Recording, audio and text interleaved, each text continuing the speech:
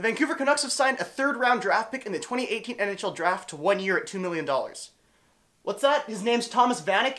No. The trade deadline will have something to say about that. Let's be real here. The closest the Canucks will come to touching the Stanley Cup next year is when they visit Toronto at the Hockey Hall of Fame. Vanek is very clearly going to get traded at the trade deadline this year, unless the entire team contracts mumps again. Please, hockey gods. So this begs the question, where does he fit into the lineup so that we can show him off a bit and he can be in the best possible situation to score as many points as possible and raise his trade value? The first option would be to play him with the Sedin twins and hope he could be like the Radim Vrbata, the first year Radim Vrbata, not the second year, because let's not talk about second year Vrbata. You could play him with Bo Horvat and Sven Baertschi to create a very nice second offensive line, and you could also play him with Louis Eriksson and Brandon Sutter. So now with Vanek in the mix, it'll be very interesting to see who makes it out of camp. You've got 9 forwards basically guaranteed a position with the Sedin twins, Granlund, Baertschi, Horvat, Sutter, Eriksson, Gagne, and now Vanek. And you now have Besser, Gauntz, Boucher, Burmistrov, Goldobin, Dorsett, Rodin, all fighting for the 3 last spots, or I guess 4 last spots if they're carrying 13 forwards for those final 4 positions. And really what this means is young guys like Nikolai Goldobin will probably start in the AHL this year. Let's just walk through a projected lineup that could happen at the beginning of the year. So you have the Sedins with Granlund, solid first line, you know what you're getting there. The second line would probably look something like Bo Horvat, Sven Baertschi, and Brock Besser. You could throw Vanek on that line, or you could have him on the third line with Brandon Sutter and Louis Eriksson. And your fourth line will probably be something like Sam Gagne, Brendan Gauntz, and like an Anton Rodin or Alexander Burmistrov, with Derek Dorsett being the 13th forward. Now I'd like Derek Dorsett as the 13th forward because, well, I don't want to really scratch anyone else. I want to give everyone else as much playing time as possible. Dorsett's the odd man out there. You can maybe even have Alex Burmistrov on that 4th line to start the year just to see what you have in him, and then have Goldobin, Boucher, and Rodin all in the AHL lighting it up. That doesn't sound too bad considering you also have Jason Magna, Michael Chaput, and potentially even Jonathan Deline down there in the AHL. I'm sure out in Abbotsford, BC, Jake Virtanen's going, "Don't forget about me," as he posts another Instagram selfie of him in the gym.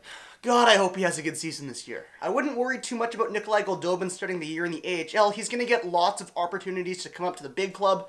Let's be real, the Canucks are going to get injured, and injured a lot, and once Thomas Vanek is traded at the trade deadline, someone's going to have to fill his shoes. Look for Nikolai Goldobin. I really like this signing. It's a free draft pick, free money's free money, and if anything, you're not rushing your young guys, you're letting them marinate in the AHL, and to me, there's nothing wrong with that. The other thing that's interesting about this deal is Bo Horvat's contract now. The Canucks now have around $5.3 million of cap space next season, and this might further confirm the reports we've been hearing that Bo Horvat will be signing a bridge contract. But one of Horvat's closest comparables, Alexander Wenberg, just signed a contract today for 6 years at $4.9 million annual average value.